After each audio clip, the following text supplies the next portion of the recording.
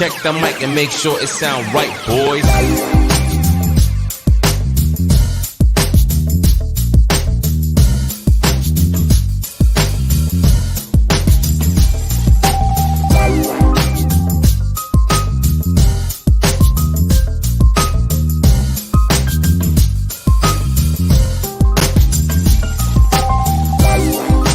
Welcome back to another episode of the Chad Smith Podcast. My name is Chad Smith, and today is Tuesday, July 12th, 2022.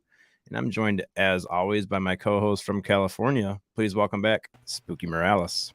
Hey, Chad. Good morning. How you doing, man? Good, man. We're back. Right. Took a week off. Back. Freaked everybody out last week, but we're back. Sorry about that. And Sonny will be back from his trip, I think, today. So we might see him later on today, but most likely awesome. Probably Thursday. All right. Yeah, so we got an awesome guest backstage, and I don't want to keep him waiting. Hey, everybody in the chat. I see everybody, Enzo, Unidentified S4, Oracles and Beyond, Andy Gambino. Thank you guys so much for being here. And we're going to bring up Christo Roppolo. How's it going, Christo? Good morning, Christo. Hello. How are you guys doing today? Excellent, man. So good to finally get to talk to you. Finally, somebody's that's on the same time zone as I am. Wake up. Never know, man. I could be in some kind of other quadrant of reality. Ooh, very true, man. Yeah. Define time, right? My house that I still can't explain. In my house, so. Yeah. But I'm glad we're all really here. And so we are fun again. That's right. How have you guys been? Good? Yeah, it's yesterday I was telling Spooky that we had like 85 degrees and 80% humidity or 85% humidity or something like that. So I'm jealous of your guys' weather out there on the West Coast. Well, it's nice, but we have this bizarre fog that just seems to kind of be energetically thickened every night at about 5 o'clock. Usually right after I get done doing a sighting the week before. Oh, for some strange reason, right over the area that Skunk works and, several other aeronautic developers are hidden over there in the mountains. Mm-hmm. But, it's a very, very, very beautiful place. It's been really humid here too. And kind of hot in the daytime. But like I said, like clockwork, boy, the streamers start coming and the sky just turns gray like clockwork. So anyway. To try to block it out, seems like. Yeah. Well, it makes it difficult for line of sight communication when there's no view of the mountains. So that's true. I actually sometimes just go up to the mountains themselves, and then if the fog doesn't chase me all the way up to the top, I get above it and film from there. So that kind of tricks them. Yeah. But unfortunately, they've got these new things where they block off some of the roads. They know about me so much that there are certain roads that I have to take to get to these undisclosed places. Yeah. They're there waiting sometimes, and they won't let me go over there because they've already seen what I do, and they don't share it with anybody when they, observe that stuff happening. So they just kind of put the brakes on me before it occurs. One time when I did a sighting, it was during a big cruise ship entering the bay. And so I got the huge set of triangles going above the mountains, which obviously all 3,000 people on the ship could see at the same time. Right. And so they called out the helicopters and made the ship stop in the middle of the bay, and then escorted it out with the helicopters and everything. And then shortly after that approached me and said, no more of that. But So for somebody that's listening right now that's never heard of this show or myself or Spooky or has ever heard of Christo before, can you just give them a brief description of like the lights in the sky that you're seeing? Because I think if I was to just join into this podcast right now, I'd be like, what in the world is he talking about? Well, I'm a UFO researcher and a contactee, and I regularly communicate with UFOs using various techniques. And I work with a scientist who's a physicist that did actual MOFON research for that 10% or 1% or whatever they say it is of quote unquote real sightings. under a decorated officer in the government for 15 years. And his name's Christmas. He's a physicist. And the two of us have kind of pioneered a signaling technique, which we are now expounding on and developing some technologies that will make it possible for us to actually do more than just go, hi, with a flashlight, and have them kind of go, yeah, okay, well, what do you want? Right. Right. We're getting to the what do you want part now. And Oh man. because of just this, this need for some people to kind of try to pick apart what we're doing, we've gone underground. And, a week after we revealed a bunch of information about our research, a week later, other people were claiming that it was in fact the result of their research, which isn't the fact. And there's actually a scientific document that's going to be posted with all the other people in the scientific community very soon by the physicist I work with and some of the other scientists who did the research on my footage. And these lights are in fact various craft. Some of them are, the classic disc type of UFO, and they come in a couple of different forms. One of them is like a shield, because when the UFOs move, they don't move level like you would normally see a UFO sitting on the ground. Right. When they lift up, they turn on their side like a shield. They move away from you that way. It has something to do with the field that they generate around the outside of the craft that does that. So when they dip their nose, it's kind of like riding a wave. Yeah. If you're a surfer, and just they're off, right? But there's a whole system of stuff that some of the ships, like the Tic Tacs, use, which I was very hesitant at first to acknowledge were in fact any kind of alien technology. Just simply because of some of the features of the craft and how many UFOs I've encountered that are not physical, in the of how we think of them. Right. And because some of them, when they arrive in a time corridor. This, like I said, a vortex opens up, and when they get in proximity to each other, these triangles are a door. And whether you can or can't see what's going in or out of them, it's happening whenever you see that triangle. And that's why, when people see a triangle and shortly afterwards they'll see a couple of other UFOs suddenly appear out of thin air and disappear and what have you. Those are all the objects going back and forth in and out of that vortex that's being maintained and open, usually by a set of three orbs, which consist of a big adult orb and generally two smaller juvenile orbs. We call them juveniles because they're smaller. But a lot of features of the bigger orbs, like the fact that there's a cube inside of them, and cube inside of a sphere is a kind of technology that we use to do fission with. And now in England, in Oxford, I believe, they just got done getting the field balanced to do fusion, which is what the sun does. So there's no waste of energy, right.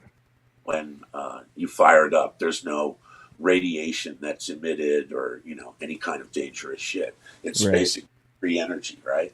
So, yeah, stuff like that. Yeah, that was a picture that Anthony just sent me and wanted me to show you if we had the chance to. Thank you for that. We really appreciate your help. Anthony, of course, is one of the nicest people I've ever met, and followed my research for a long time and has made it, quite really nice to, to share that information by doing things like that. So thank you for doing that, Anthony. I totally appreciate that, brother. Yeah, thanks, Anthony, for sending that to me. That was a computer-generated image that he created based off of what Christo was explaining. Yeah, and we have the actual images of the triangles, the orbs assembling to open the gate, the vortex opening. We showed all of that on Anthony's show. So if you want to see that stuff, I suggest that you go and check that out too. But I'm here also to talk about music. Yes. And one of the reasons that I think it was really obvious to me that's important to let people know about my music is because a lot of the stuff that I sing about and shit is kind of what's happening, you know. So like, there's stuff in there about, you know, what's happening in Ukraine and just how I feel about being, you know, like 64 years old and, you know, what women seem like today and, Right. you know, how the whole dynamic of relationships in the world has completely changed. And, you know, how just a couple of people are able to do some things that prior to this, if anybody, any one individual was able to do those kind of things, people would be a little bit suspicious, you know. So That is true. doing is less like the music that you would expect in in a movie or in one of my movies, and more kind of traditionally what I started with music, which is punk music. So Yeah. yeah, it's very, very industrial, kind of hardcore punkish stuff, but it's all done electronically. There's, you know, there's just synthesizers in there.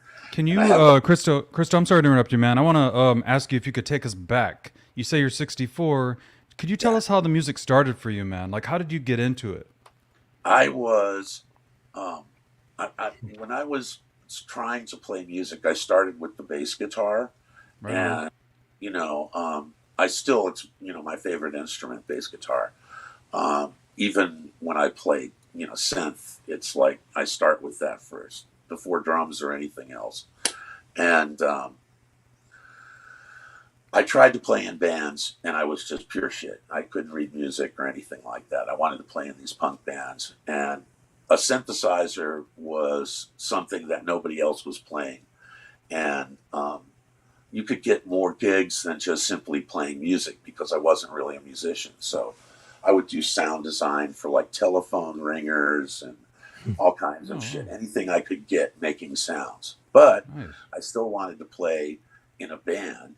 And every time I would play in a band, it would be these traditional, you know, songs or covers or what have you. And I would just be lost. So they'd be playing something in a wedding, and I'd start playing the sound of a jet landing or something, or people yelling "Bon Voyage" or some other shit like that. You know, they would, of course, go flat and fire me, and that was the end of it. So um, I just started concentrating on trying to turn noise into music. And of course, that began with rhythm, and you know, bass is more closely related to the drums, so that too. And And what do you think were one like your time, earliest? What do you think were like your earliest influences that like? Because I know for me it was like, bands like Bauhaus and Joy my Division and were the Butthole Surfers, the Residents, Led Zeppelin, you know, Kraftwerk, nice, you know, like TSOL, Black right? Flag, you know, Ministry. I played with Pigface on stage when I took some acid.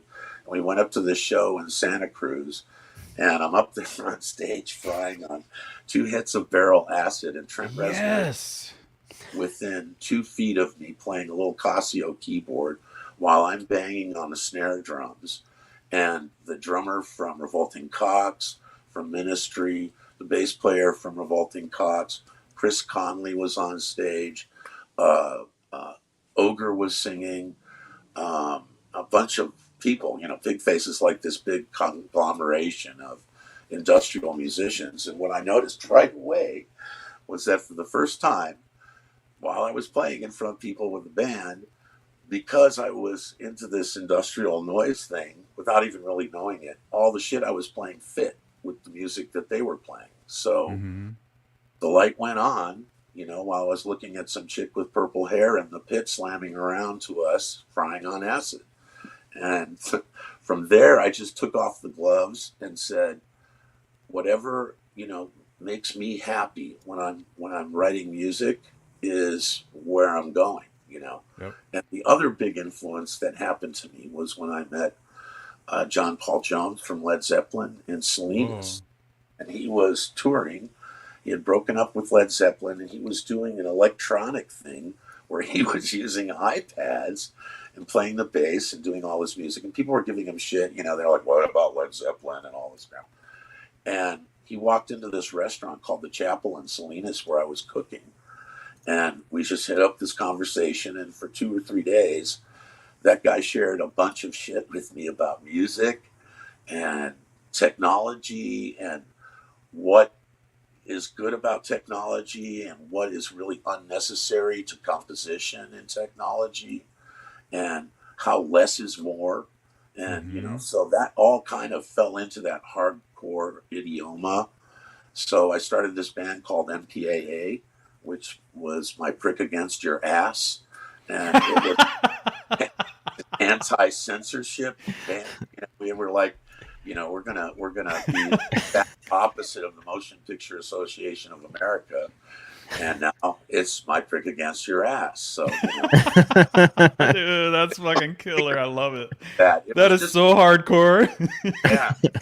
So we played like that for a long time, and this was before GWAR. You know, we'd come out with a chainsaw and dismember Bush / whoever else was the president at that time, and did all of that stuff, you know. So we'd rip people apart on a table and pull off all kinds of kind of magic trick shit. I actually cut off one of my special effects guys' fingers halfway when he was holding up a bloodline.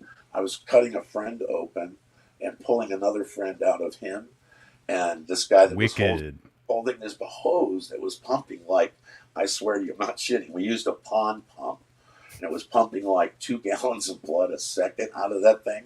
So it was just coming out like a volcano. The guy's climbing out of this volcano of blood, you know, and pull him out like he's being born or something. Yeah, those were fun times, let me tell you. So, around what era would you say that? Like, what years would you say you were doing that kind of stuff? That was like 1999, 2000. I was kind of working indirectly with Reconstriction Records, which you know, Tom DeLonge started on Bongo Records, and David Jansen, he's a publisher and a music publisher. He kind of discovered them, and they were on Bongo, and Reconstriction was an offshoot of it that did like industrial bands. But although I was on a compilation, I never got signed with them officially. So I just kind of. And how about up there? You're up there all this time. You're doing this lifestyle and art, and you're doing this around the Monterey area. Oh yeah, I mean, bro, this is, you know, Cannery Road. You know, Doc Ricketts, John Steinbeck. You want to talk about some partiers? They're out on their boat full of samples in the Gulf of Mexico, and when they run out of alcohol, they start drinking the alcohol in the samples bottles. You know, I mean, these were some hardcore partiers. You know, I was trying to tell Chad last night about where you live. You know, I've been there a few times, and it is absolutely stunningly breathtaking up there, man. I mean, it is. It's so gorgeous. Exactly. And you know, I'm from San Diego area. Yeah, I'm from Southern Michigan. I'm only like an hour west of Detroit, so we don't have anything like those views over there. Illinois, I lived in Chicago too, downtown Lakeshore Drive. Oh wow. McClurg Court, baby, right across from Phil Donahue show's building in the old Veterans building. But and I watched them drop the car from the helicopter in the Blues Brothers. Really?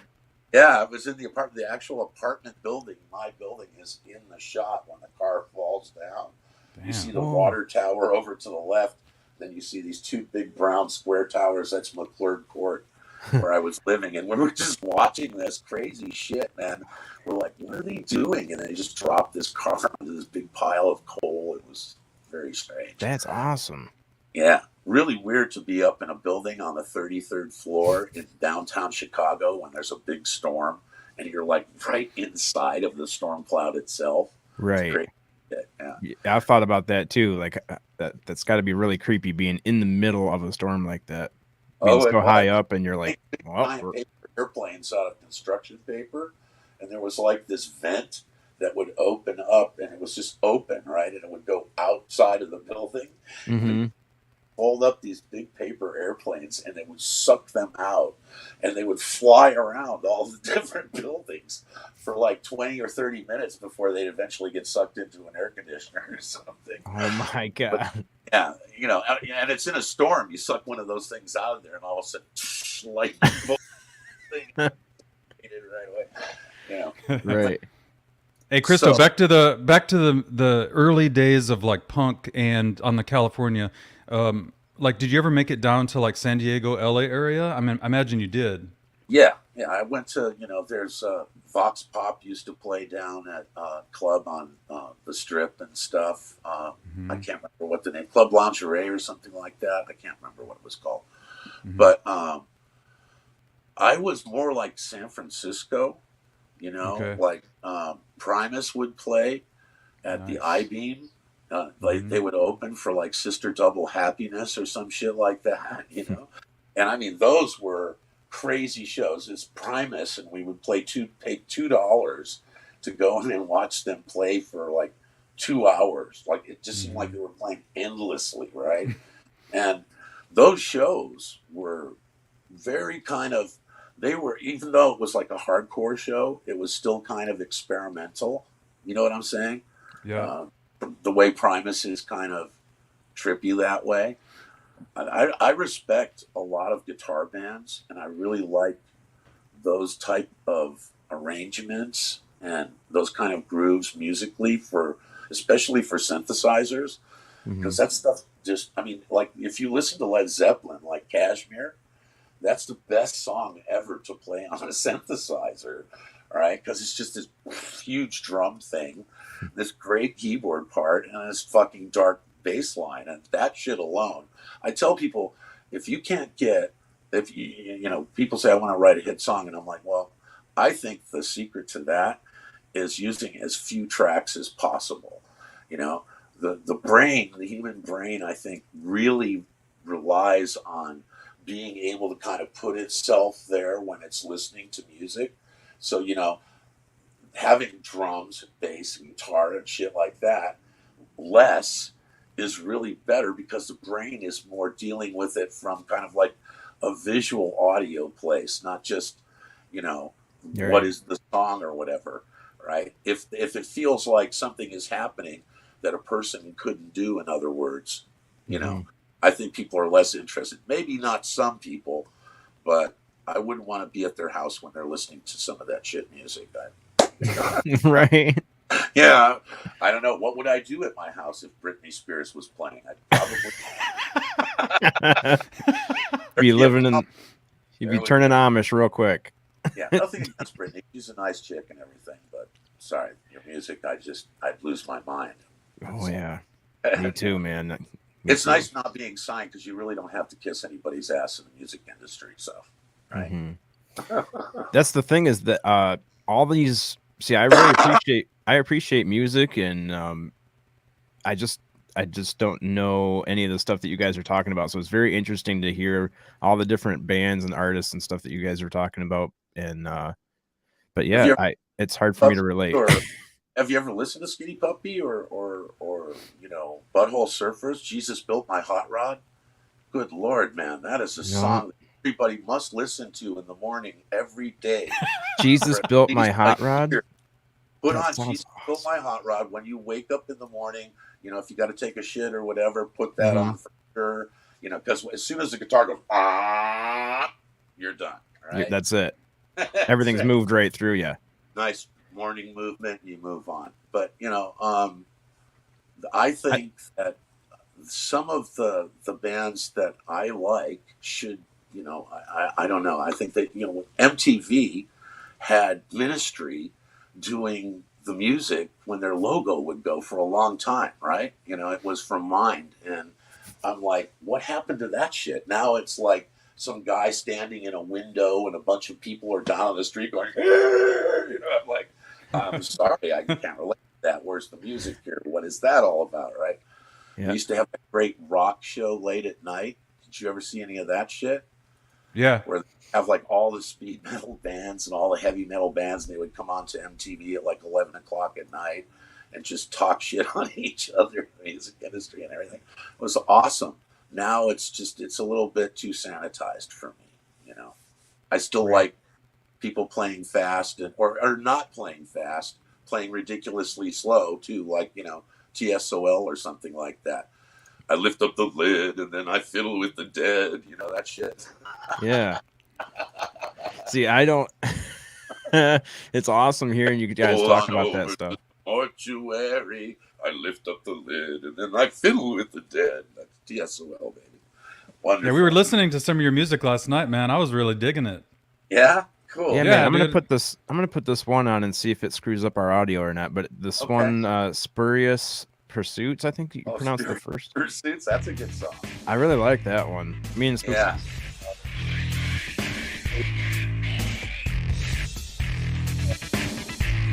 They're coming through on your end. Yeah, sounds good. Yep.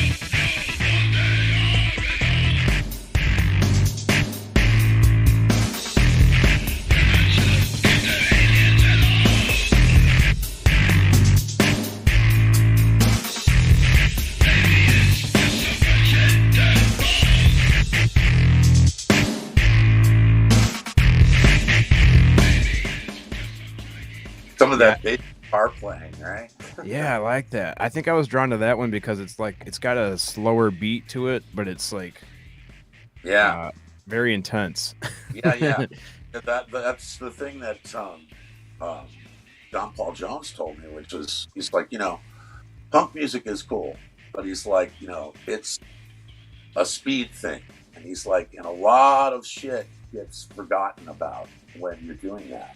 And he's like, for me, the people that impress me the most are like Donovan. I was like, Donovan? He's like, yeah, that guy can play slow. And not only that, but he can play slow and get people to dance and groove and fuck and do all this other shit, right? Mm-hmm. That's impressive. And he goes, and if you can do that first, then when you play fast music, I'm more impressed, right? Draw him in. Right. Right? You know, so... Draw him in gently. I'm sorry, go ahead. I was just going to say, it's that whole less is more thing. Yeah, exactly. And like, you know, we did a record. My friend Frank, who's a wonderful guitar player, writer, and singer. We had a band project called The Burls, which is available on Spotify now. Little plug for you. And it thrives from that whole thing of, we don't just want to sound like Depeche Mode, you know, or KMFDM, or anybody else who is kind of focused on just what synthesizers can do. Because synthesizers can do everything, right? But whether you should do that with them or not is a whole other thing. And for me, what impresses me more with using electronic instruments in hardcore music is creating that same feeling of, you know, a regular person playing on a regular instrument, you know. That's really impressive, because then people are really listening to the music and not just going, oh, I think he's using Eurorack here, or maybe that's that new drum machine that just came out, or any of that other jack off shit that's just a bunch of, you know, tech porn, and, you know, people trying to impress.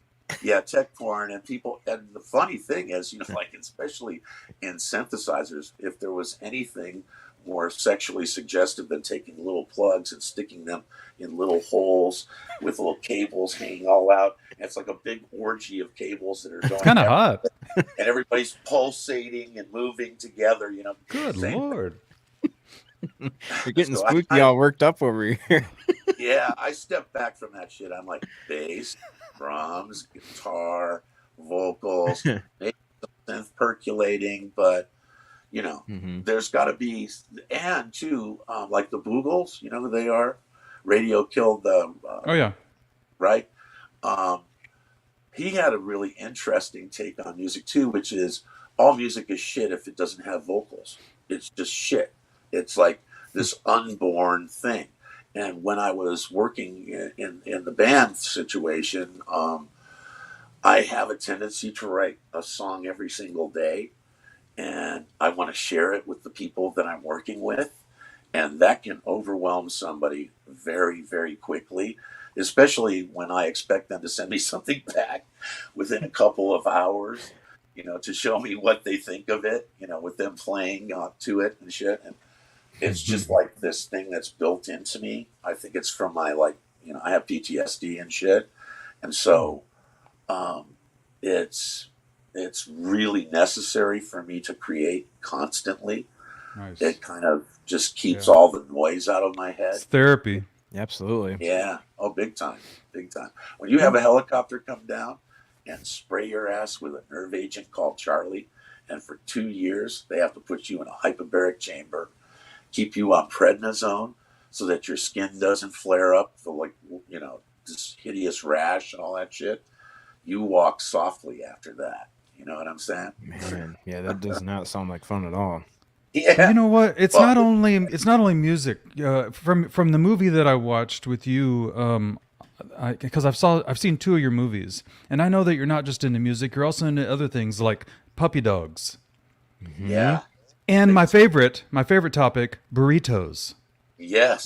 Now, So if you want to talk a little bit about any of that, that was a tech. By the way, the burrito scene was edited, and I think it was, the director thought that was funny, but I was actually showing you how to put the salsa in the burrito. The part where I actually it's an art itself. That's right. Right. Yeah. But that's the media. They talk about fake news. I mean, come on, But yeah, the burrito is that place and that family probably made me, because I would stop there when I would go down to LA to do sound design in the studio. Sometimes in the old days before the COVID thing hit, I would actually get, independent little gigs going down and doing sound design for composers that were just too busy or didn't want to use like third-party sounds in their shit. So they wanted something original. I'd come down like a madman in my own car. They didn't have to pay for anything except for what I did at the end with a nice check or cash, right? Because you're independent, you want to get paid right then. You don't get a credit titles. I want to get paid right then. So I would stop at that burrito place, and those people made the best burritos and anything, chili verde, carnitas, didn't make any difference. If Rosa made that burrito, it was just I try to tell people who are not from California, who have never had the pleasure, about our California burrito, the one where they stuff French fries in it and carne asada meat. What? They do that at Pacifico burritos. They put French fries in there, and I'm not a fan of potatoes in a burrito. That one shocked me. Right? I prefer to have my beans on the outside of the burrito, right? God. Rice and the protein and a bunch of, pico gallo or whatever, or my finger, or My stomach literally just. I thought my microphone might have picked it up. My stomach's literally growling now.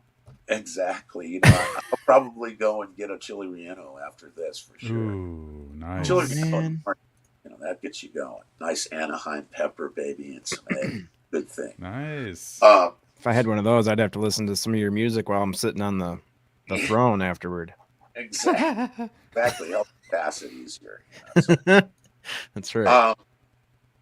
But the record that I did with Frank is called Hit Parade. It's on Spotify. And it's 11 songs, and I suggest you guys go and check that out, because that's a record that is done and finished that you can go and listen to. This new record I'm working on is very aggressive, very dark, like that song you played. Some of the stuff is more up-tempo, but it is as advertised. It's me doing my thing the way I like to do it. And last night we were looking at a couple of your videos with some of your music playing behind it, and it was sick. Yep. Yeah, that stuff too. It would drive my director crazy when we were making the first movie. He's like, "Fuck, man, what are these fucking videos you keep making?" And I'm like, "Dude, I'm a creative, man. I gotta do this shit." It's like, I make music and I'm seeing all of this shit, and when I'm making it, because usually there's a television set going while I'm, and I'm just kind of half looking at the TV and playing at the same time. So sometimes I'll do weird shit with those images and put them through video processors or video synthesizers, and or do some weird edits where I'll just zoom in on somebody's eyeball because I think the way that their eyeball was fluttering around was interesting. You know, Yeah, I like that. that helps push the music forward. You know, is kind of what I do with my visual stuff. I am in the process of upgrading my computer system, but I've been waiting for some stuff to get ironed out with Apple. And as soon as that happens, I'll be doing a lot more music videos. And when the new record comes out, there'll be a video for every one of the songs that's on that record for sure. Oh, sweet.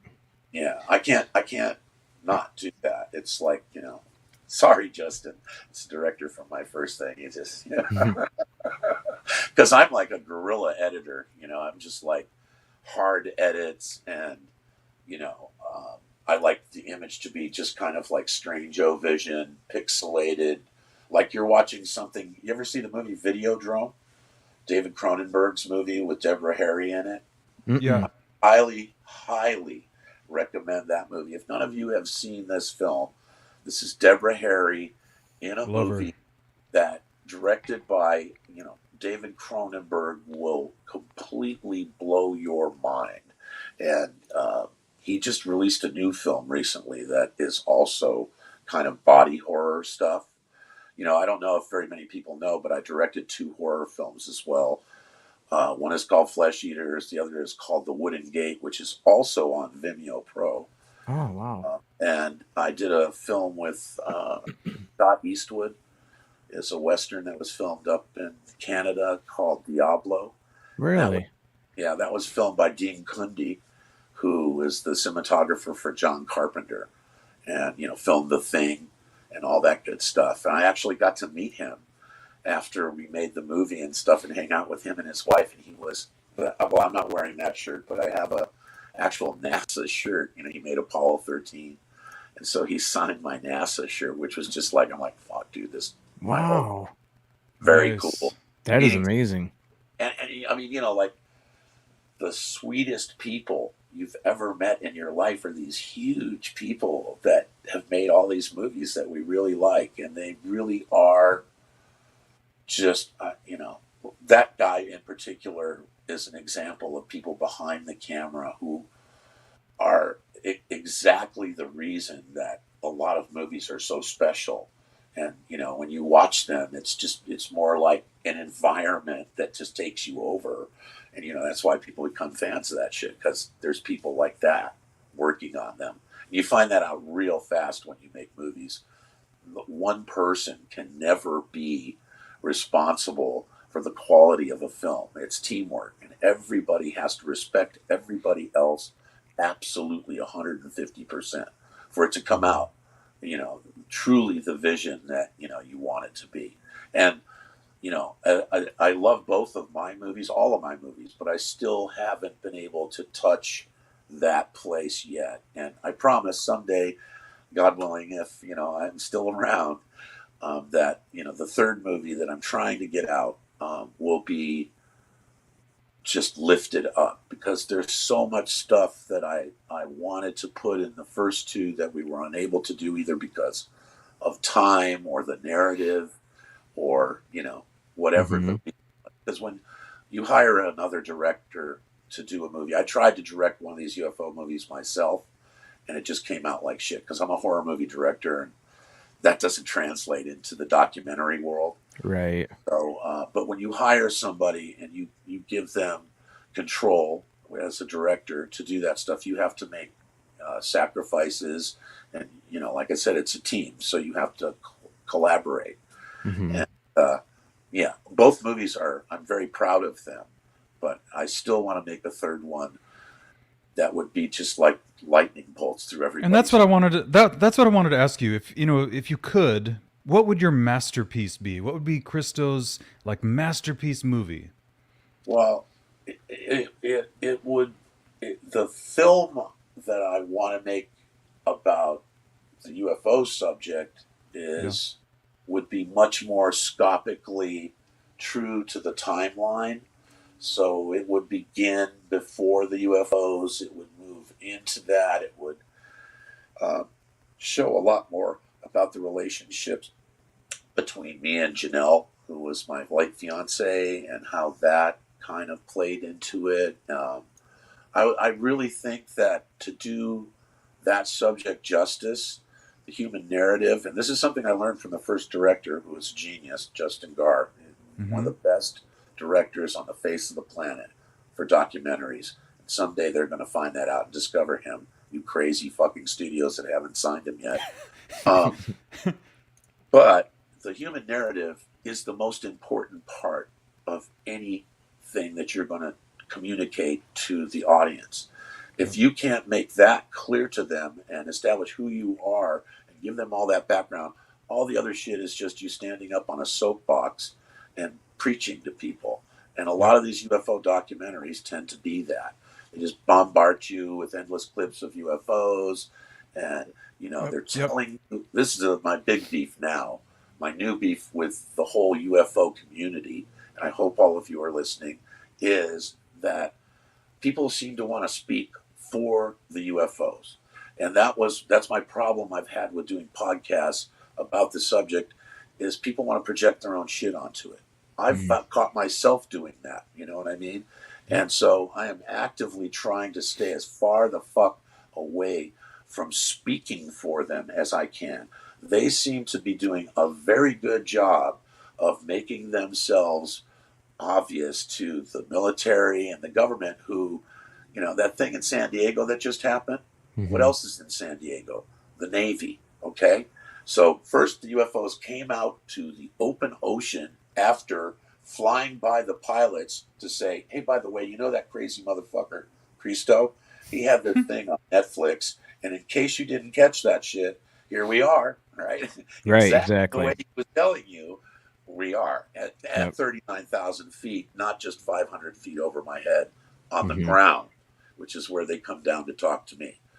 But, God, I kind of lost my train of thought. I got off into that preaching thing again. I really like the movies to be more centered on people. So it would be the more complete telling of the story. I've also thought about the possibility, or maybe the importance, of doing a book first. Some people that I work with that are very close to me, I said, Christo, you should just do a book. And, I've kind of held off on that because everybody else uses it as a way to get rich in this subject, or get on some kind of tour, to go and talk at the UFO conventions. And personally, like I said, I'm very, very against people trying to speak for them, because we don't know shit about what they want. All we know is that now they're trying to upgrade us a little bit. That should be obvious because they're showing everybody that they exist. Okay? So this is them kind of seeing how much they can upgrade us, right? And we're not going to be able to explain that to ourselves. They're going to just go forward and do their thing the way they want. Obviously, there's no way that we can influence or change the course or path of what they're doing, right? With any kind of human shit. They even know where we're going to be before we go there, right? Exactly. So Christo, I think I might have freaked some people out the other day in a chat room of another podcast when I commented that I believe that this phenomena is holding a mirror up to ourselves and making us look and explore ourselves. So the whole side that you're talking about the personal side of it, the personal aspect, is spot on. Yeah. Perfect. I mean, this is us. Yeah, exactly. The thing is, man, I'm pretty positive. I don't know if you guys saw. There was another guy. I can't think of his name right now. He did a podcast with the ex-head of the CIA. Okay, and this was the mission planner. He's an Asian guy, not some guy that worked in the office part of the CIA. This is the guy sending people in on missions, planning them, arranging them, everything. shortly after this other podcast I did, he came forward on that podcast, and he had broken from the CIA and said that the telescope that is now going to look at the Big Bang and all of that stuff isn't going where it's going for nothing. It's going there because we already know what's there. We already, and he made this real clear. He just said it. He goes, basically, we are a hybrid of several different kinds of alien DNA. We are the result of that, that process of life to this planet. And we're going to find out very soon, because the CIA already knows all about it. And I mean, this was word for word, that our origins are not what we thought they were. And they're going to send that telescope to, someplace and go, oh, look what we found, as if to say they didn't know it was there. But trust me, they already know this shit. When you're talking about something like Project Looking Glass, which, apparently Obama stepped into and jumped, he went in the jump room and went to someplace else.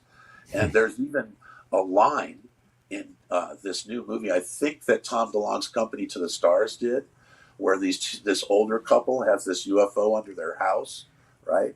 And it says on the in the movie, the guy, when they jump to this other place in this ship, the first thing out of his mouth is what Obama said when he came out of the jump room into this other place. He goes, "Wow, well, here we are." Whoa. Yeah. And so that, I'm pretty positive, when Obama goes clammy and he doesn't want to talk, I love him. That guy is so giving as far as the information goes and everything. When he was president, man, you could show me anybody else that was like that, let me know. But he was my favorite. And, Right a on. lot of the stuff that he drops kind of suggests that knowledge that, he knows the same shit that the CIA guy knows. And that guy, that interview, I can't remember exactly what that show was, but I'm sure there's some of you out there who saw that. But it was so startling, I couldn't even get over that. And Charles Hall, do you guys know who Charles Hall is? No. He was the weatherman who was out on Nellis, okay? And he was the guy who would kind of act as the host for the Tall Whites out on Air One. And so they would come and talk to him, and he would let the children watch him launch these weather balloons and stuff of these alien tall whites that live to be 700 years old, and have a craft with these coils on the inside that, when it's energized, lifts the craft up, okay? And these coils on the outside, when they energize, the force between these two sets of coils on the inside and the outside create that gravity wave and move the ship from very slow kind of pace to instantaneous acceleration at 4,000 or 5,000 miles an hour. And they apparently are a hybrid of our technology and theirs, because they are aliens with nuts and bolts craft. So when they come through space and they use this gravity drive, that they have to use these cycles of the moon to land on our planet. Otherwise, there'd be a big problem. They crash into our planet and all this other crap. But they look kind of like the scout ships, look kind of like a Tic Tac. They described it more as looking like a little RV, right? But if you went inside of their ship, it's just a bunch of seats. There's no seat belts or anything on the inside. There's actually hammocks that they sleep in and what have you. And the console that piloted the ship that Charles Hall was able to enter had a lot of parts that were built by us on Earth, because their ships are damaged a lot of times when they come through. And so they have to repair them with whatever we have here. So they'll hybrid a ship to get around. And that would explain why some of the UFOs look like this white glowing disc, which is one of the ones I've seen. very, very close. And some of them look like nuts and bolts, metal, they've Right. got all this structure to them. And I've seen that one really close too. So, yeah. But the When orb, we first started, Christo, one of the ways that you identified yourself was as a contactee. So with that, that means that you actually have had contact. I was kind of curious. I don't know how much you want to go into it, but as far as like any type of communication and the type of communication that you've had with the UFOs or orbs. well, I've had, more than just the orbs. I mean, I've had experiences with the orbs that came in a couple of different forms. When I passed away in the hospital, they put me in a room and strapped me to the bed because I was out for like 3 days in a coma. They put you in a coma when you die. They bring you back. And so I woke up in my hospital room, but I wasn't in the bed. I wasn't strapped down. I was on the floor, face down, and I had my glasses on, which they would never put your glasses on, right? When they put you in a bed in the hospital, they take your glasses off. So I was laying on the floor face down like this. My glasses are like that. And I'm like, what is going on? And so I try to push myself up like this. And I can see there's some kind of light in the reflection of my glasses. And something puts both of its hands on me and pushes me back down on the floor really hard. And I was like held down. And I'm trying to get up and I'm like, what the fuck? And I'm like, so I try to push myself up again. And I managed to get myself up again. And again, this time, something puts its hand on my shoulder and puts its hand on my head and pushes me down on the ground. Okay. And so I'm held down on the ground and I can't move. I can talk. So I yell to the speaker in the hospital room, help, something is wrong. I'm being held down on the floor. And this nurse comes in and she says, is that a fire on you? And at that point, the pressure was off of me and I was able to turn around. And 2 orbs about the size of grapefruits were in the hospital room. Yeah. And they flew right out through the window and into the woods. And the lady is like, was that a fire on you? And I'm like, no, it's the orbs. And she's like, okay, that's it.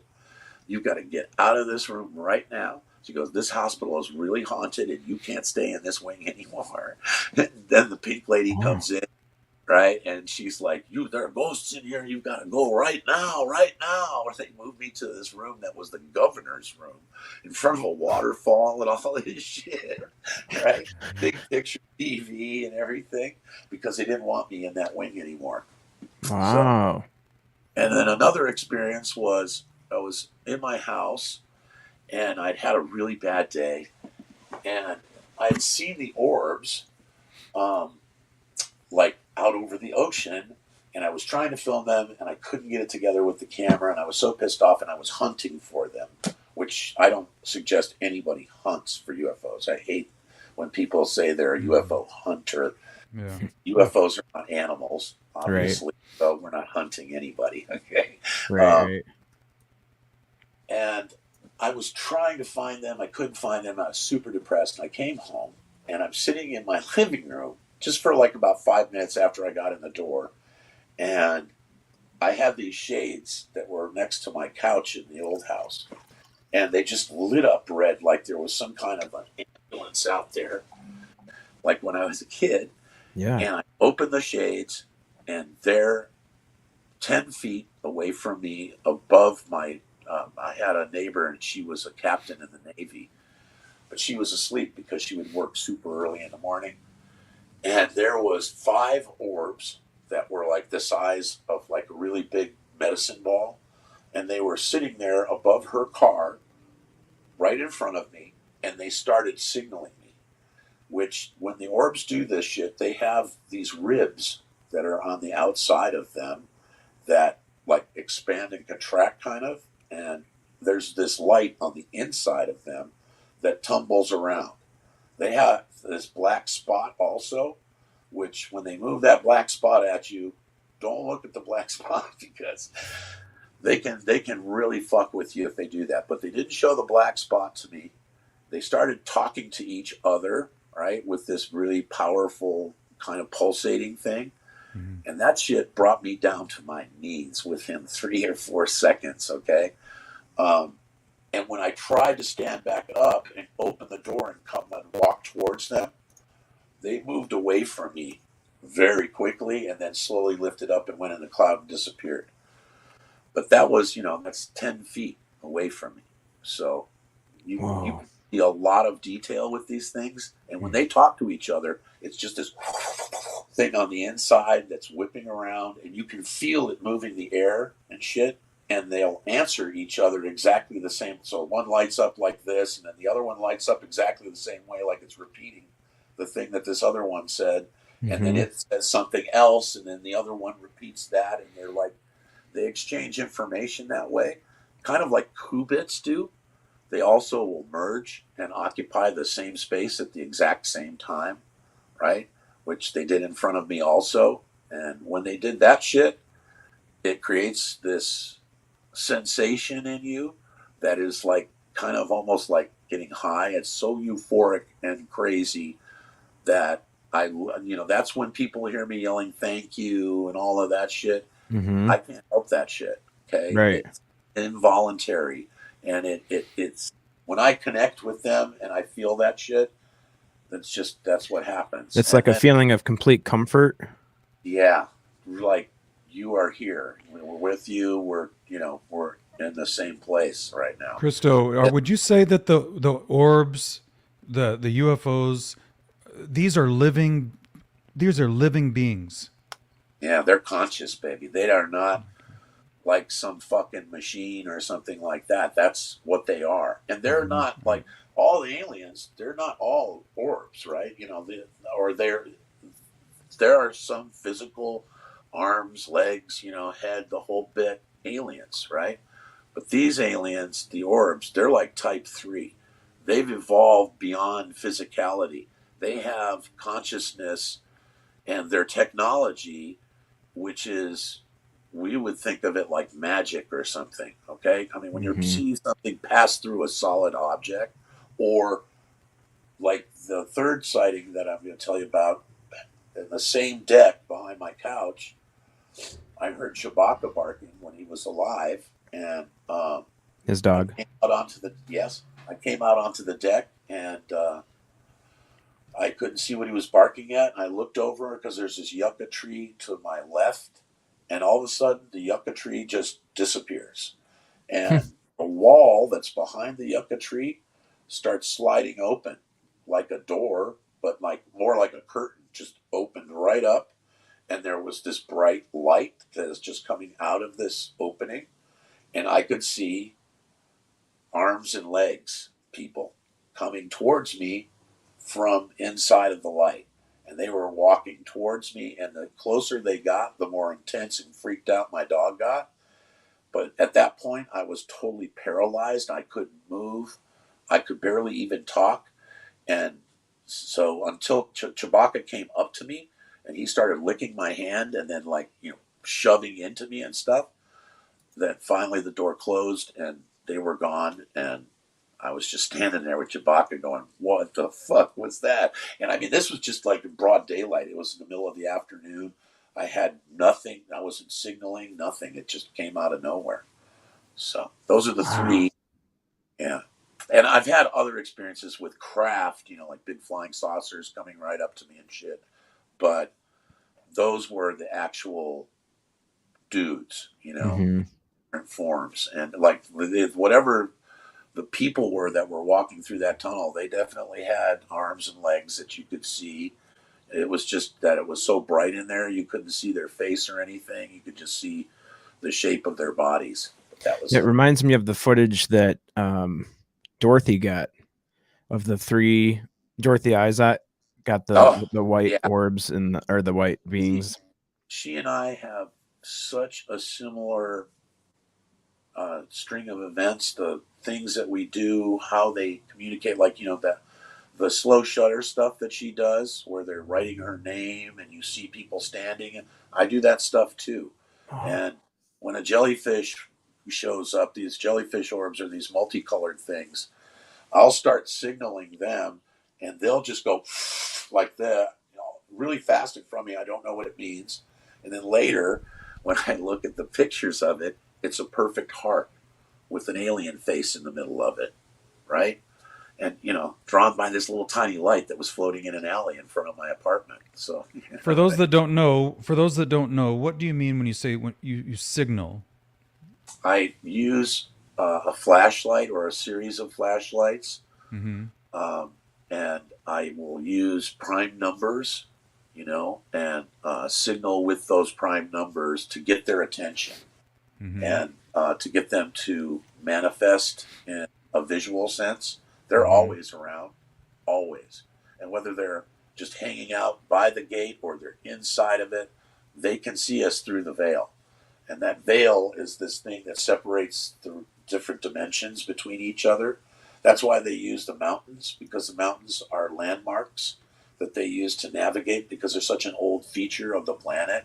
Those are reliable destinations that they can count on arriving at, leaving from. Their points of reference. They probably have some kind of system of, I don't know, maps or whatever that they use, but Right. know that the ley lines that are around the world, there's always UFOs on the ley lines. If you use a parabolic telescope and you train it on any of the points, like over a military base or a major city, you'll find there'll be orbs sitting right there. And scientists have conducted experiments like that have already proven that out.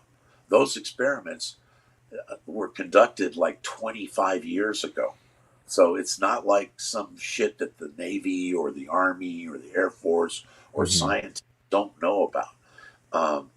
That's the big breakdown in the information that they're offering, is that here's these people that acknowledge it's real, but then they don't acknowledge, like, this thing that happened over at a nuclear missile base where the UFO showed up and shut them all down.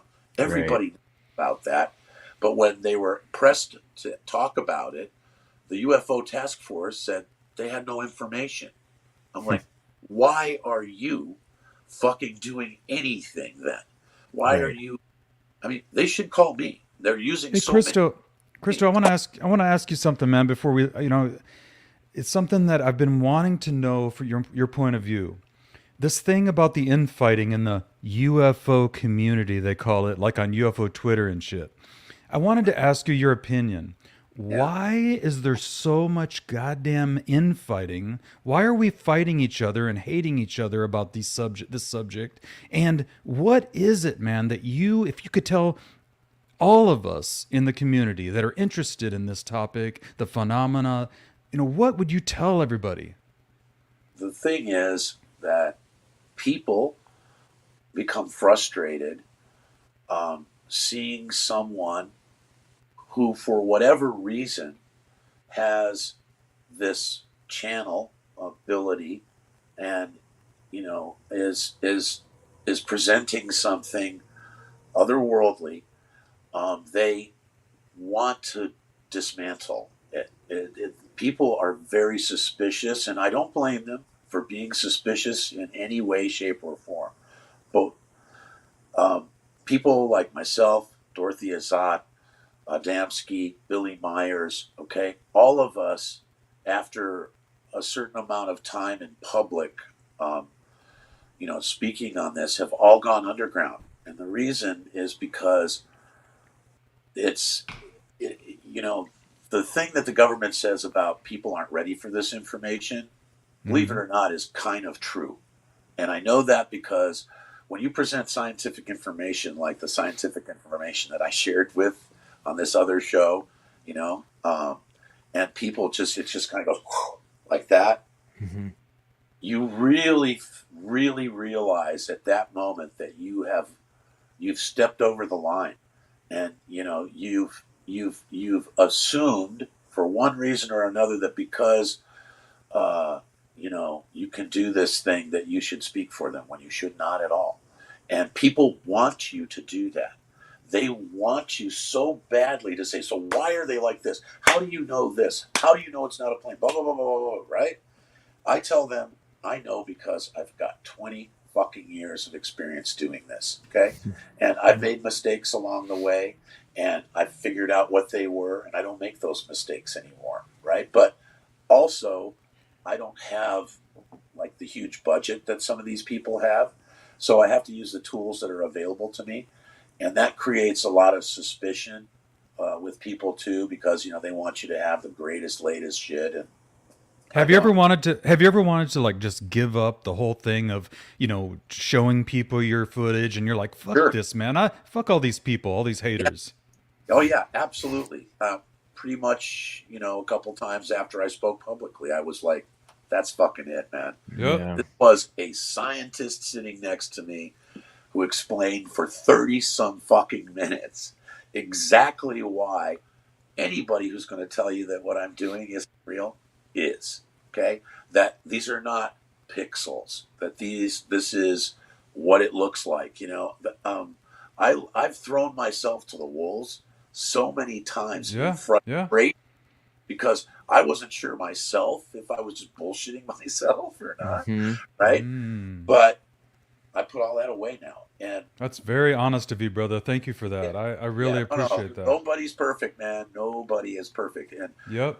Yeah, you know, we're all people, and that's good because that's what we're. That's why I get scared of what I call UFO celebrities, and that's one thing I like about you. You don't speak in absolutes. You don't tell us you have to believe this. You just present your life because this is what's happening to you. I personally choose not to have anything to do with that side of it because I can't be as I'm too weak. It's a lot. I'm not as strong as you, man. It's a lot. Trust me.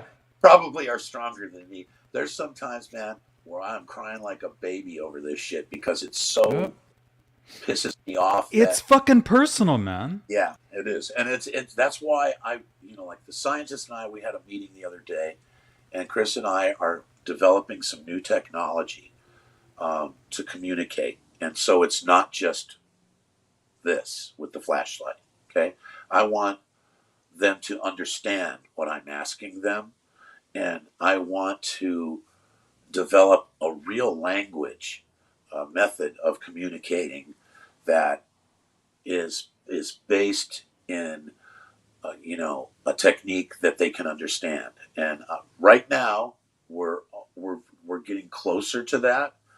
And I'm pretty confident that without giving away too much information, in the very near future, I'm going to be having a lot more information for you guys than I can present now, just simply by virtue of the fact that we'll be able to understand more.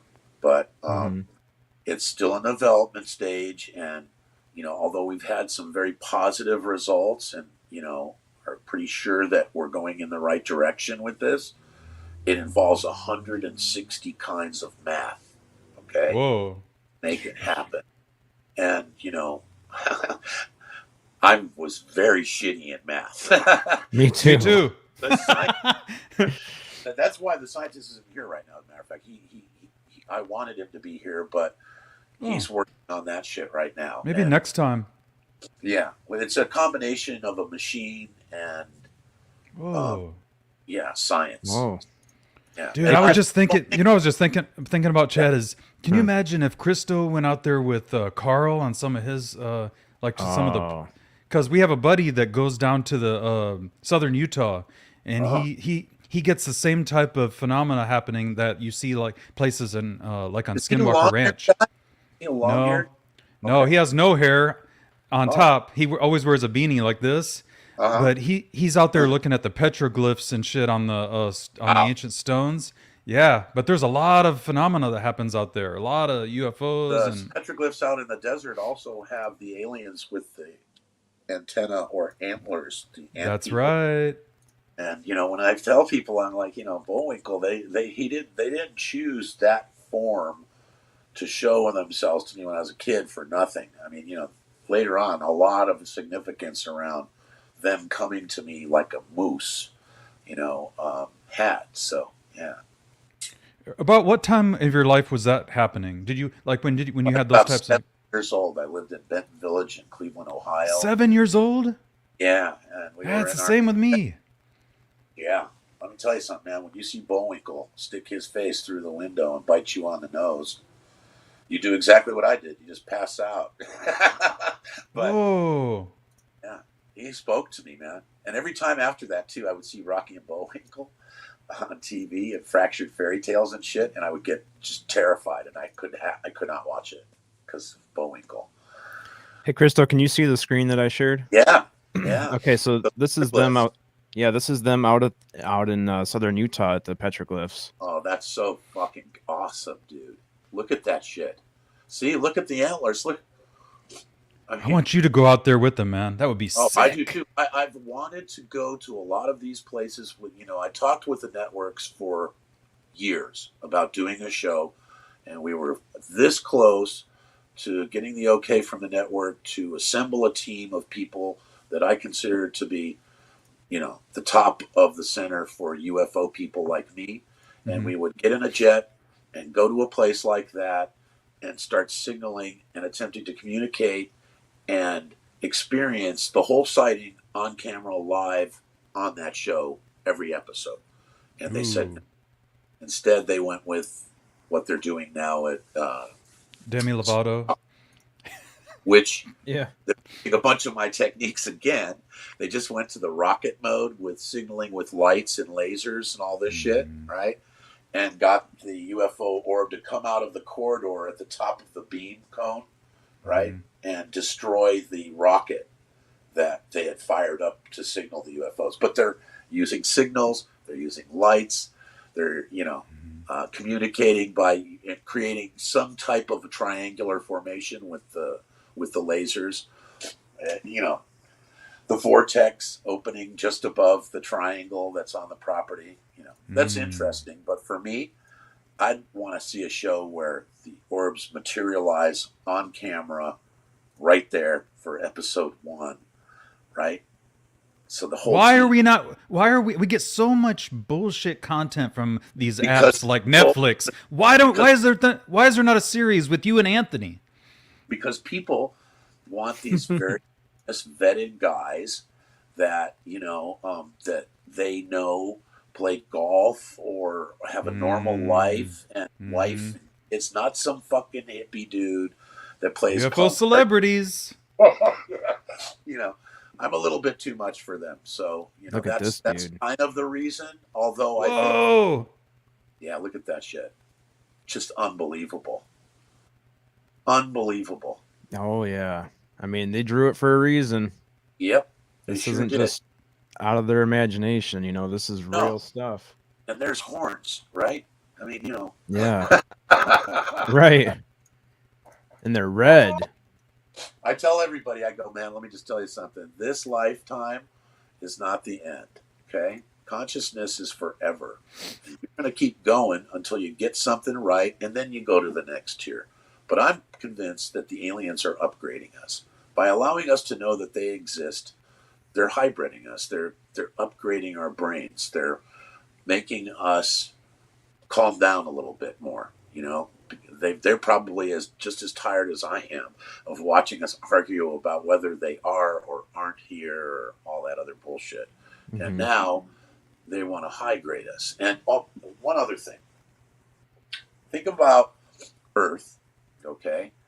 And ask yourself, okay, if this system, if we are here on this planet as kind of like an experiment and the aliens put us here and they want us to develop and they want us to learn to be peaceful and to get along with each other and not fight and give a fuck about the earth and not pollute the ocean and leave big islands full of garbage floating around in it, right? If they're gonna high grade us like that, then we're gonna make progress and we're gonna make changes, right? So when they show themselves to us, that's the point, And when you die, your consciousness is I believe eternal, and I believe that's the spiritual part of these aliens. I'm not speaking for them now. I'm just saying, when you see something in that form like that, and it's it has that ability. It kind of breaks down everything that you've thought about what reality is. So here's Earth, okay? And there's this thing called the multiverse, right? Now, the multiverse says that there's a whole bunch of Earths, right? And so if they wanted to upgrade us, they would just stop this Earth and instantaneously, without any of us knowing it had even happened, we would now be living on another version of Earth that's somewhere in the multiverse. Okay. And when they upgrade us and they hybrid us into this, whatever the next tier is going to be, I'm pretty sure that there's going to be some kind of an event, like maybe the sun, the sun has these flares, these big flare ups, and some of them are so intense that it actually ejects material. Okay. Right. And it's about a zillion times worse than any kind of a fucking meteorite or a comet hitting us and wiping out the dinosaurs. Okay. Yep. Would be an event that is going to change all of us. At that moment, I'm pretty sure that if these entities are even slightly responsible for our existence and for bringing us through all these stages of evolution and development, that we're going to be instantaneously, just like that, transmuted to this other version of the Earth, and we won't even really know it. But at that moment, you'll kind of have a heads up, because people will be different. They won't be fighting as much. Hopefully, that's some of our buddies refer to this time that we're going through as the age of Aquarius. Yeah, I'm Aquarius. That's when I was born. I'm Aquarius. I was born on February 5th, 1959, baby, during the Bay of Pigs. The moment I was born at this hospital in downtown Cleveland, Ohio. The Cuyahoga River caught on fire while I was coming out of the chute. What the hell? Exploded into flame and Damn, burned man. for 3 days, right? So, Can you explain that? a little drama, and then God said, "Okay, here he comes. Ready?" Poof. You guys better be ready. Took a pack of matches. I swear to God, they were on a boat tour going up the Cuyahoga River, looking at all the coke factories. They're making steel with coke, this black stuff, and it creates this flammable shit that was float on top of the water. And some guy lit a cigarette, and the whole pack of matches lit up, and he threw it on the water and ignited the whole damn fucking wicked. That's crazy. Crazy Christo's shit. here. That's right. Here he is. Hey, Christo, Anthony put together a very short little slideshow of some of your still shots. Oh. So it's just this one. And we can go back and look at them, but this one, he put a few of them together here. What do we got here? I don't know what that is. Where do you get this? Oh, well, that's from a movie. That's from the movie trailer. That particular object is a big adult orb and a small juvenile orb. Mm-hmm. And they'll sit right there on top of each other like that.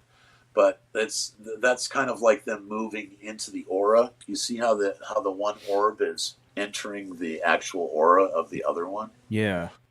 Yeah. That particular sighting right there, that object was hovering above a tower that was in Marina, California, which is very near where I live. Mm-hmm. And they tore the tower down 2 weeks later. Yeah. Jeez. I mean, and it wasn't even working. It just had a beacon on it so that planes wouldn't crash into it, because they decommissioned it. But this UFO couldn't figure out what it was. It just was sitting above it for like an hour. That's the flying Christmas tree from the trailer, I'm pretty sure. But I don't think that still frame is rendered. That's yeah. What you should send, Anthony, is the picture of the vortex and the orbs. But yeah, there's a million different kinds of UFOs I've photographed, and that's, like, again, part of the frustration that I have with the movies is that showing all the different kinds of craft is, is difficult. Let's see. He's been very helpful. I just gotta see which ones. Let's see. He's got a picture of the vortex, and he's got a picture of the orb triangle with the cube in one of the orbs and stuff. I don't know if he could send that, but Anthony, you're being very generous with your help today, and I totally appreciate that. Yeah, me too, Anthony. So much. Appreciate that. Yeah. So is there any questions anybody wants to ask me? Show the other video. Any of your viewers would like to ask? Yeah, guys, if anybody in the chat has any questions for Christo here, just put them in the chat in all caps. We can Or Christo, own your own record label and like to put out my new album. Absolutely. It's called Catharsis, and I please. Oh, here we are. Okay, this is good stuff here. Here we go. This is. You might want to turn up the brightness a little bit. I don't know. I don't think I don't think I have that ability right here on this screen here. All I can do is change this playback speed. That's all right. You can see the triangle forming here.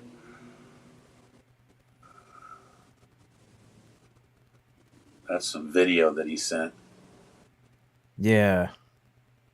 This video is on for a while. If you go forward in it, you'll see them kind of merging. See? whoa. Yeah. Oh yeah, that's the turning in 3 dimensions. They get in proximity, in an orientation and proximity to each other, and then they open the gate. The big glowing one is the adult, and the 2 smaller ones are the juveniles. They're turning it 3 dimensionally to get in an orientation with each other. And that's to open the portal? Yeah, that is the portal right there. Oh, okay. But the portal actual opening is in a whole other. Anthony has an actual close-up of that too, which is a frame. I wasn't able to actually find the vortex in the footage, but the scientists that did the analysis did. So they published it. But yeah, crazy shit, huh? Yeah, that stuff. I mean, you could just stare at that for hours. I love looking at this stuff. No plane there, and that color is so unique to them. Mm-hmm. I've watched people try to simulate it, and they never even get close to it. Never. It's just this. We'll see how they're melting into each other. Yeah. See the tentacles that'll come out of the one. It'll actually touch the smaller one. See? Wow. Yeah, it's entered its field right there. They're sharing information right now. Wow, that's so cool because you can't explain it any other way. I mean, yeah. You know, it's. I tell people, I go, I have no idea, why they came to me like this, other than they were, that this thing that people are talking about, where the aliens have a lot to do with us and why we're here, and they pick certain people for whatever fucking reason. They found 2 implants in my ankle, one that was the size of a silver dollar and the other that was the size of a quarter. They tried to push a needle through it. It broke inside of my leg and caused a permanent hole from the outside of my ankle to the bone in my leg when they tried to remove them. And they both looked like little UFOs, like little discs inside of my ankle. But there's the vortex. Wow. Oh my God, that is amazing. That is an actual photograph, people. That is not a digital anything. That is a photograph of the portal opening that the UFOs come out of. And this bright thing that you see here on the left is the orb entering the portal. Okay, I mean, not entering, coming out of the portal, and it's actually bending the light of the image. So that's why it looks like that. You see the whatchamacallit, it's like what they call a black hole. The edge of the black hole is called this very specific thing. But you see that little black round part there? Yeah, here. Yeah, that's like I can't remember what they call that. But if you're going through a vortex or a black hole, you'll see that beforehand, because of vortex collapses. But a black hole, when you see it, it looks like a sphere, right? And the outermost edges of the sphere has a name. I can't think of what it's called, but that's apparently what that round part is at the center. So, yeah, This was extracted from my footage by scientists over the course of 2 years. So, they're experts at analyzing UFO footage, and obviously it shows. Yeah. Well, this has turned out to be a much, much cooler show than it might have been, huh? Sure. Absolutely. Chris Moe in the chat had a question. Are you in communication, or where did you learn the proper lingo? Why adult and juvenile? Because I came up with that because the adults, the big ones, would always be the first one to appear. And in the beginning, the little orbs would string along behind them. If you watch my second movie, there's a girl in it that had an experience where the orbs come to her in the daytime, and she's describing how the little ones would move in these little strands behind the big one, like little ducks following their mother around, and that's a behavior that you can see when they're moving, how they kind of almost, the big orb gives them some kind of a signal, and then they start doing things. And yeah, that's the limited amount of information I have on that. Yeah. Yeah. Not a question, but Eric just wanted to say thanks for making my morning better. Chad Smith podcast, Spooky and Christo, I know he's not feeling a little under the weather today. The whole community, you guys are all awesome. Everybody in the UFO community and just in general, all of you are very sweet, kind, beautiful, nice people, and I thank you so much for an opportunity to appear on your very fine show. Appreciate thank you, brother. To enjoy your company and the company of your audience, because I'm really serious about this stuff, and at 64 years of age, I just don't have any time to waste on malarkey. You know what I mean? So when we can come and talk about things and just really get it out there, it's very refreshing, and it gives me a lot of hope for everybody. Because what we try to do here, and why we thought you'd be a good fit for this show, is because we try to reserve judgment. We don't have, and we try to also encourage the chat room to do the same. Nobody is an expert on any of the phenomena. What you're an expert on, I tell Chad, I'm only an expert on myself and what I've been through and my experiences. So all I'm going to do is share with you. You can choose to believe me or not, or, I've given up many years ago trying to prove to people. But anyways, about this podcast, we thought you'd be a good fit, and we hope that you feel comfortable. I would love to have you consider this a place to come to when you just want to talk about anything. Punk rock music, burritos, puppy dogs, UFOs. Sure. I'm one of these guys. I don't like to pester people. I don't like to become a pest or anything. But and I'm kind of, my friends will tell you this. They go, "Oh, so when do I get to come over to your house?" And I'm like, "Never." You don't know my fucking house. Me and my dog. Okay, that's as far as it goes. I'm like, "You want me to cook dinner for you? We're going to your place." That's it. So, but. Oh, Anthony sent me this one too just now. Appreciate the opportunity. Wow, that's great. Yeah, that's the digital from the one on the right is the digital from the Australian show that was talking to the pilots, where they revealed that they had in fact also seen the orbs with the cubes in them. There it is. See? Yeah, that's pretty hard to. To blow off. Yeah. Yeah. And you can see that even the big one is a cube. Right? And people were like, "Oh, no, dude, that's an artifact." And I'm like, I didn't make this. This is out of my footage. The scientists did all of this. They run through filters. They do whatever they're going to do, okay, without me anywhere around. Their goal was to prove that this wasn't real, and they were unable to do that. As a matter of fact, they confirmed quite to the opposite, that it was extraordinary, and that they've gone on to look at other footage of mine, and I think there was only one clip that they had an issue with, so that's not bad, Right, not bad at all. Yeah, and I mean, like I said, they had an issue with something, so they weren't there to do me any favors. I told them, roast me over the coals, because I'm so burnt out on hearing this. How do you know? I'm like, first of all, they can mimic our aircraft. Second of all, they love to swim around with our aircraft because they can hide in those numbers, okay? And thirdly, putting out a beacon or making themselves look like a plane, I kind of doubt that anything that can lift itself up into the air and create that much energy in order to do it is going to have a problem with a blinking light. Right now, there's a lot of people throwing around different theories about orbs, UFOs being able to go under the water and maybe even living under the water. Or there's also people that are even suggesting nowadays about living inside our Earth. That's right. Well, that's the other thing too, is I have seen them come out of the ocean right in front of me, and I know they're in there. Okay, and Monterey Bay is one of the deepest bays in the entire world. And it's the only deep bay like that is deeper than the ocean that's outside of the bay. Okay. So they found a German submarine at the mouth to the submarine canyon at the bottom of Monterey Bay.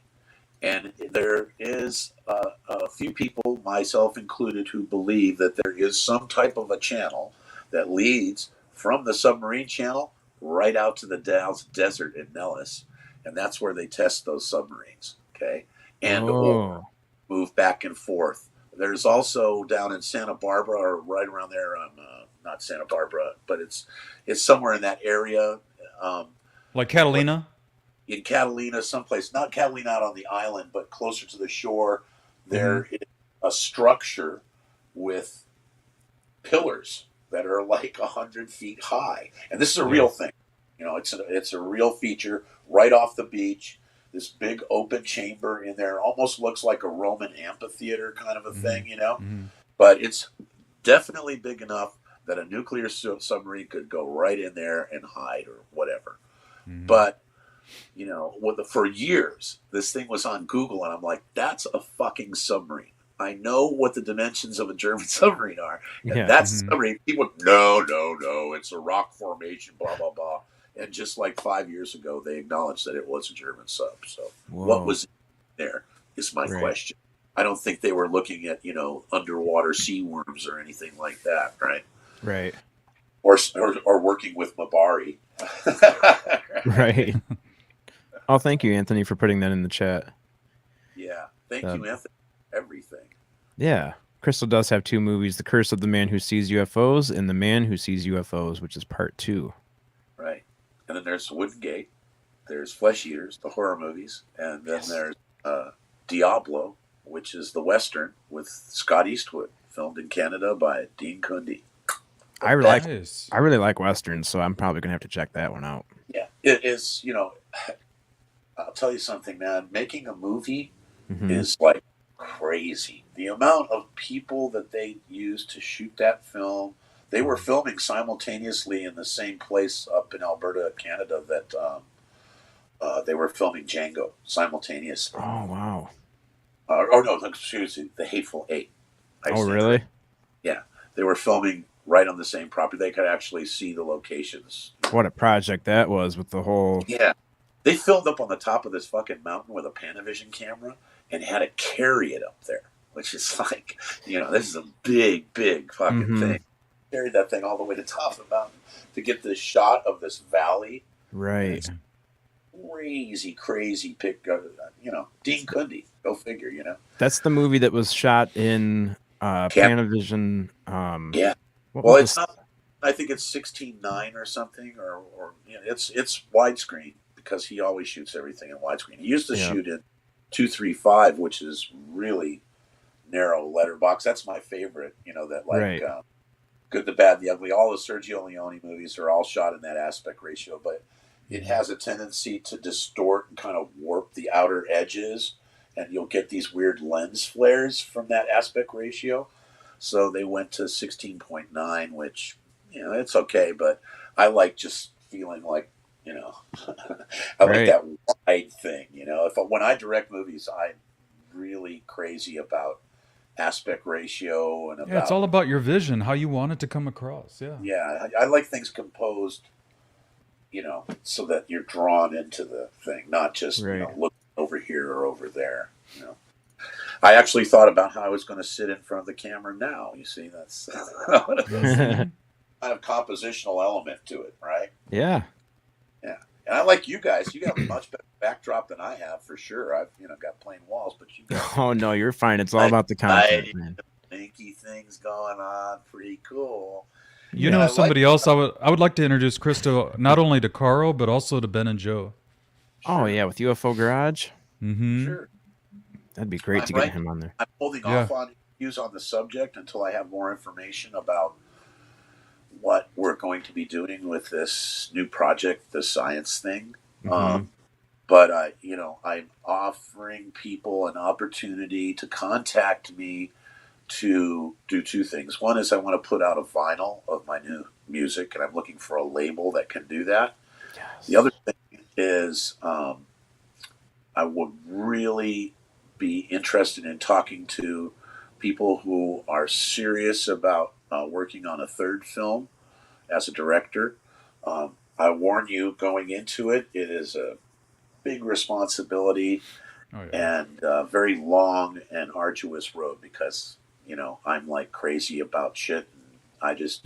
What's your ideas for this third movie? Like what's the... I really want it to be filmed at a really high level. I want the interviews to, just more of the same and in a more concise fashion with everything that the director could possibly want at his disposal. So that would mean a crew, camera, some nice things, because they've had to struggle to make my movies prior to this. And they did a really great job with nothing, practically. And I'm very appreciative of that. To have a movie on Netflix that did the kind of numbers that we did on Netflix, it got seen by as many people as it did. Right. I mean, that just speaks so highly of Justin's ability to direct and to produce a movie with me that people were crying. I would get these phone calls from somebody I didn't know in another country on my little flip phone, and they're crying. And I'm like, don't, it's okay. It's fine. He definitely did well at portraying the human side of it, and I think that's what I really liked so much about that original film was it wasn't just about lights in the sky. It was about you and how you related to them and how it was a part of your life. Yeah. Yeah. Well, we wanted to make sure that people, we wanted it to have that effect, believe me. And when we were at the film festival up in San Francisco, it worked, man. It worked. Having that much fun watching it, it was so rewarding to me because the message was getting out. They were looking at real UFOs. They were able to talk to me directly. And then from there, it just went like that, And so I am so grateful to everybody and people at Netflix and the Paranormal Network. Season 3, episode 4, Alaska Sea Snake is my Paranormal Caught on Camera episode, which has an amazing daylight triangle and some beautiful footage of the orbs interacting with each other. Also, that episode just went out to Canada and was translated into French. So here I am speaking fluent French. They actually hired a voice actor because it ran in France too, and Canada. It's been going around the world kind of. And it was so amazing for me to see myself speaking in French. It just made me giddy. Oh, everybody in France and Canada, thank you so much for that opportunity. And Junkin Media too, who handles that clip for me and some other clips of my UFO footage. Many, many thanks to all of you. So, yeah. And your scientist colleague, he's also French, right? Do I remember that right? Chris Massine. He's he in computer sciences, gravity phenomena. He does pretty much everything. Physicist. He's the real deal with real documented credentials. Yeah, I was very, very impressed with him when you guys were on together with Anthony. Yeah. We're working real hard right now on this new thing, and I can't talk about it, but it's gonna be cool. I can't wait. Like, if anyone else steals our shit, I go to their house personally. Right, face to face, I swear. I'm like, okay. Love the passion. people don't expect a bunch of French dudes to come crawling out from behind me and attack them. You know? Like Stranger Things, except it's French dudes. You know what I mean? Yeah. But it will happen. Yeah, it will. But anyway, so. I hope you don't mind. I wanted to play as we, because I want to respect your time and let you get on with your day and everything. But if you don't mind, I wanted to play the trailer for the second movie for it. Absolutely. Absolutely. I love the music in it too. That's a cool jam. Yeah. Let's see here. Pull it up. All right, here we go, guys. Perfect conditions. There's the old flag. The mountains have revealed themselves. The wind has gone the other direction. The military can't do anything about it when it does that. And it lowered itself down out of the belly of a cloud and let us see its underside. They're mimicking what I'm doing. I'm stacking the lights on top of each other and they're mimicking it. This is one of the most important things in human history. There is little Pepito. Like, they're not seeing me. Oh, wow. Oh, my. This is magnificent. It always jazzes me up. Yes, yes, yes. Every time I say God, Gino takes a crap. I don't know why that is. Maybe you can pierce my lips closed. Oh my God. It's just like cutting my own throat and jumping into a fucking pen full of hungry pigs. But, you know. Oh, yes. This is amazing. That's where the speaker is fucking turned into a microphone. The last part wasn't true. I added that. I've been trying so hard to be a good person, mind my own business, to do something good for my fellow man by showing people that this is real. There's two there. Do you see it, Matt? There's the second one. It's brightening up. It's brightening up. Go, go, go. Get it, Matt. Get it. Oh, there we go. Look, look. Man, that's power. You could go get some food at Target. Turn out the lights. Every night, we pass out. We go sleep. And then the alianos come and pick up the blankets. And there we go. This movie isn't going to start with the word curse ever again. Look at this. UFO! Oh, I have somebody here too. Oh, Yes. There he is. Say hi, Gino. Oh, he's going to square me up now. Oh, get this. it's like you're putting me on camera again. 27 years old now. And he's still with us. So, Wow. yeah, that's the other Excellent. I want to put out a third movie because he's still here. I want him to be in that one too. He's a little rock star. Mr. Gino. Yeah. He's a good boy. He's very sleepy though, and I just kind of pulled him out of his bed. Oh, Yeah, he's like, man, put he's me got a on bed camera. that's as big as my bed. This little dog. He just kind of ejected me out from sleeping anymore. And he's like, "Okay, fess up the bed. Where is it? I'm old. I don't like sleeping."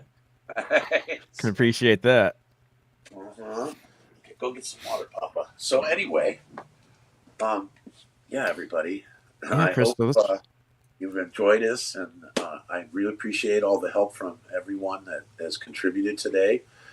And seriously, I'll be occasionally posting stuff on my YouTube channel, but for now, I am going back into the field, way deep underground. We're developing some new science and some new techniques for communicating that are very important to me and Chris, the scientist, to get done. I'd also like to send a ton of love and respect to my friend Angel, who's in the second film. She's the beautiful woman that I kind of fell in love with while we were making this movie, although it didn't work out, but, you know, whatever. Women find me. You know, you ever see Morgan Freeman in Seven? The guy's wife goes, "So why aren't you married?" And he's like, "Well, women find me untenable." I got too many hobbies, you know. But yeah, Angel, you are this is a person who is so much like Dorothy Azat. She goes out in the daytime with that mirror of hers, and you saw those big silver UFOs that showed up over a stone circle, 7,000-year-old stone circle. That was cool. Yeah, I mean, Angel, much love. We would really love to have you come to a sighting again because you are missed and we care about you a lot. So, and the same goes for Steve Barone, UFOs over Vegas. Steve Barone is one of my favorite UFO field researchers like myself. That guy is bulletproof, okay? And he and his wife, they've seen things, folks, and documented and offered all the information to prove that what they're showing you is the real deal. So go to his channel too, UFOs over Las Vegas. And of course, these fine gentlemen, Chad Smith and Spooky Morales, man, brothers, you are just like really good dope. I feel really good right now. So thanks, brother. I was hoping so much you were gonna be comfortable with us. I knew you would because I vibed with you. Chad and I vibed the first time we saw the first movie, dude. Good.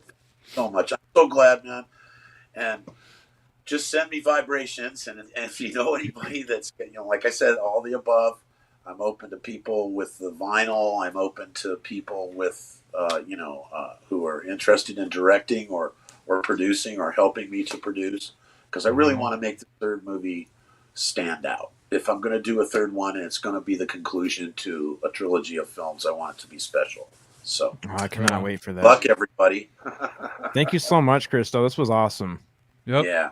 Thank you. It was a wonderful opportunity, and I had a lot of fun with you. Excellent. Right on, brother. Us Same. too. So talk to you next time. Cheers, Peace, man. Cheers, buddy. Take care of yourself, brother. Dude. Yeah, excellent, man. God, I was kind of nervous for that because Christo's the man. I want to make sure that we did a good job. The only thing that sucks is the fucking telescope shit. What's that? I mean, I think we didn't get some people that could have been here to see and hear Christo not just talk about UFOs, but other facets of his life and his experiences. The telescope viewing, I know everybody wants to see it, but I think some people missed out on a different side of Christo today. Yeah. Hopefully people will go back and watch it again. I really hope so, yeah. We're going to have to share it out and make sure people understand that it's something that they don't want to miss. I'm just so glad I got to ask him some stuff that I always wanted to, like get his opinion on what he thinks about what's happening and tell, with guys like him, I can almost feel the frustration that he wants to get his message out, but it's hard to get it out in the right way. But when you just flat out ask him, what do you want to say right now, to everybody, the community and all the infighting and everything. And I think it was great that he got a chance to do that. Just vent a little bit. Yeah, it's got to be very difficult with so many different ways of communicating nowadays and getting your opinion out there when he's sharing these very personal things and experiences with people. And then it's just like a barrage of negativity of like, well, can you prove this? You can't prove that. And it's like, that would be very frustrating and discouraging, you would think. And it's cool that he still wants to share his message because he knows people like us are interested and genuine. I know for me, it got to a point to where when I was telling him earlier about how I gave up a long time ago about trying to prove to people. It's like, I got to a certain point to where I'm like, wait a minute. I don't have to prove shit to you. Yeah. You prove to me that what I'm seeing is not. You know what I'm saying? It's like, no. It's not my responsibility to prove to you anything. Mm-hmm. Yeah, I appreciate everybody for being here, especially since the James Webb pictures did come out today. And I'm very anxious to go and check those out too. But we definitely appreciate you being here. And Akasha, Chris, and Enzo, I see that you guys were watching both at the same time. My opinion is the visuals that are coming out are incredible. I mean, they're stunning. They bring tears to your eyes, but they know so much more. Believe it. Oh, yeah. Believe it. Just like how, the stuff out in the desert is 30 years beyond what we can imagine. I'm sure that everything else is the same way. There's 30 years of knowledge that we haven't been privy to. Absolutely. Hey, Spooky, I want to give a shout out to all of our supporters of the Chad Smith podcast through our Buy Me a Coffee program. We've got Thank you so much. my mom, Ann.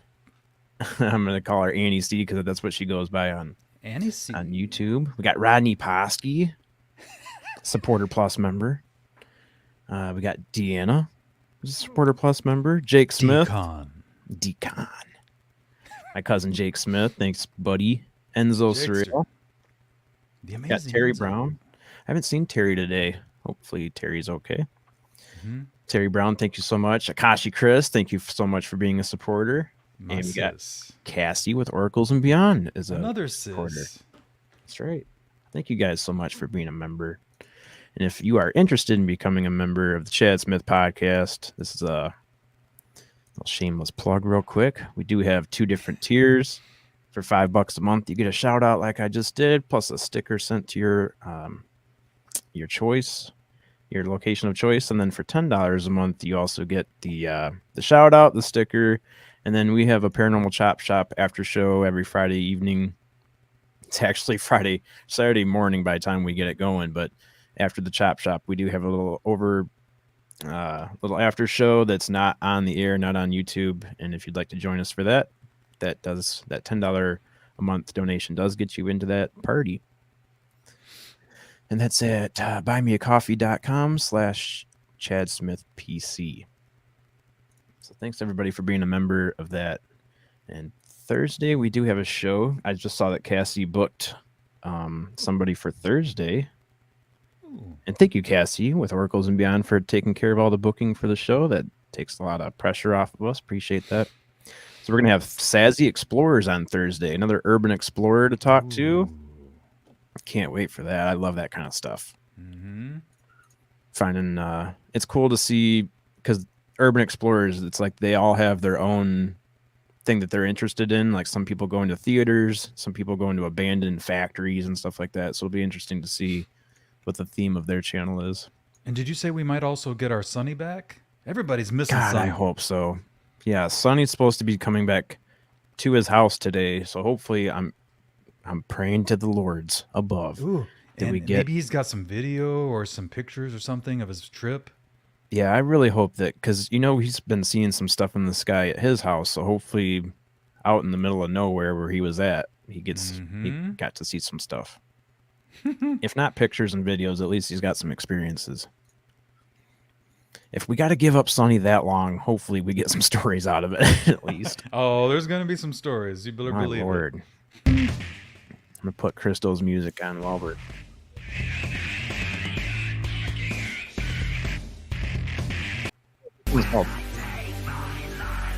Seems fitting for the end of the podcast. it. Remember last night when we were showing his movies though with the music? Oh yeah, let me see if I can do that one more time. Oh, I don't have it pulled up. That's all right. Yeah, this is what we were doing last night. We had his music going and this going in the background. We're nerds like that. We had Christo's music playing and Christo's video playing at the same time. Nerds. You nerds. But yeah, everybody, thank you so much for being here. And we will see you on Thursday and on Friday night for another episode of the Paranormal Chop Shop. I don't know who the guest is, but I'll let you know towards the end of the week. Thank you, Spooky, for being here, and we'll see you on Thursday. Thank you, everybody. Thanks, guys. Take care of each other. We'll see you Thursday. Bye.